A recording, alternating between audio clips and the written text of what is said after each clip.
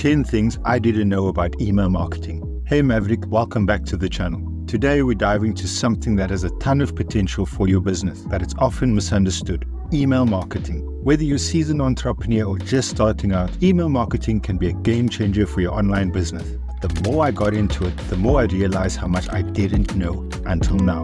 So let's get into 10 things I didn't know about email marketing, and trust me, stick around till the end because these tips could save you tons of time and money.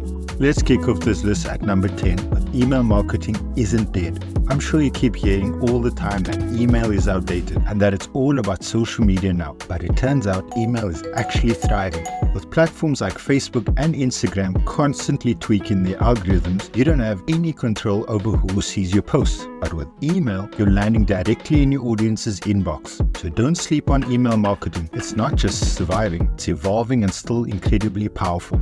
Alright, number 9, let's talk about segmentation. I used to think that sending one massive email blast to my entire list was the way to go. Hey, more eyes, more potential sales, right?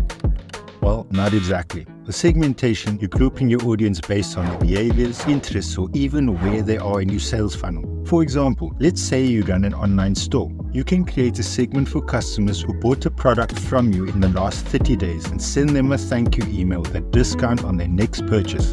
Then you can have another segment for subscribers who haven't made a purchase yet and send them a different offer. The result, more personalized content, and people are way more likely to engage. Segmentation can boost your open rates, click-through rates, and overall conversions. So if you're not segmenting your list yet, it's time to start.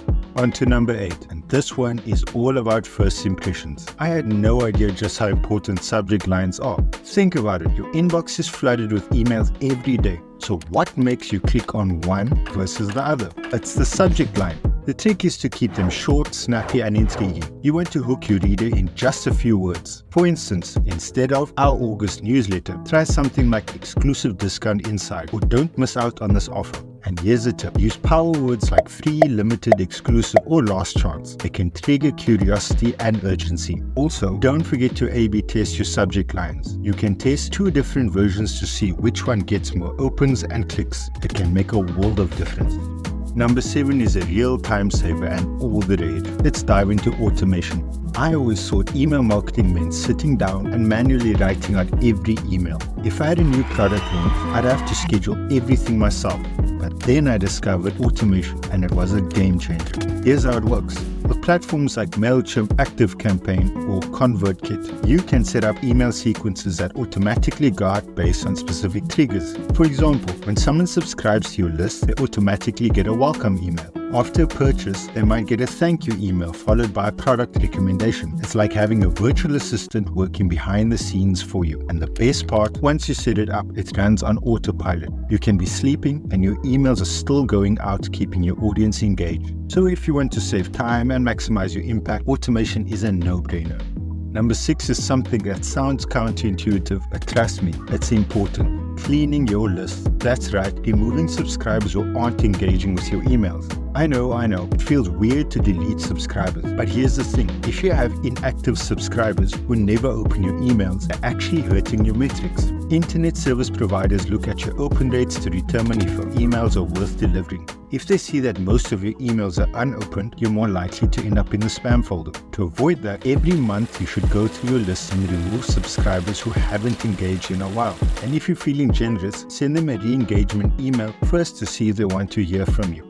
Number 5, it's all about timing. Who knew that the day and time you send an email could have such a big impact on its performance? I certainly didn't. According to research, the best days to send emails are on Tuesdays and Thursdays, and the best times are early in the morning between 9 and 11 a.m. But it doesn't stop there. You should also think about the audience's habits. Are they night owls? Do they check their inboxes during their lunch breaks? It all matters. While the general rule is mornings on weekdays, always experiment with your audience and adjust your timing based on what works best for them.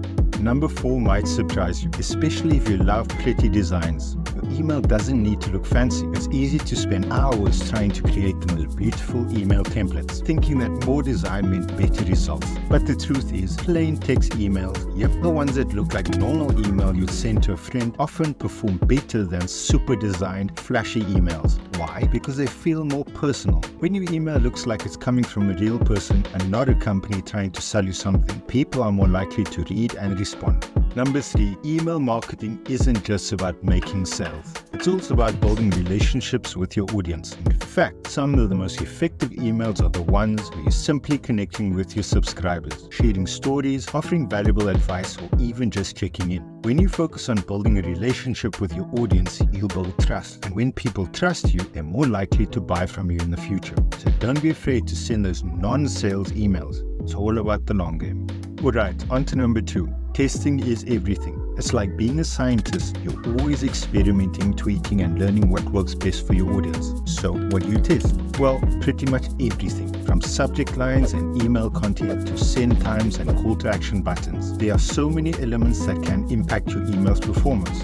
For example, you can test whether including an image boosts engagement, or if a more straightforward call to action button like buy now works better than something softer like learn more. The key is to only test one element at a time, so you know what's driving the changes. The more you test, the more you understand your audience's preferences, and the better results will be over time. So if you aren't testing yet, now is the time to start. And finally, at number 1, consistency is key. When most people first start out with email marketing, they probably send emails whenever they feel like it. Sometimes every week, sometimes once a month. But here's the thing, consistency builds trust. The subscribers start to expect your emails and it builds anticipation. Whether you send weekly, bi-weekly, or even monthly, what matters most is that you stick to a schedule. This keeps you top of mind with your audience, and over time, they look forward to hearing from you. Consistency also shows that you're reliable, which is crucial when you're building a brand. People need to trust that when they sign up for your email list, they're going to receive valuable content on a regular basis, not just random sales pitches whenever you have something to promote.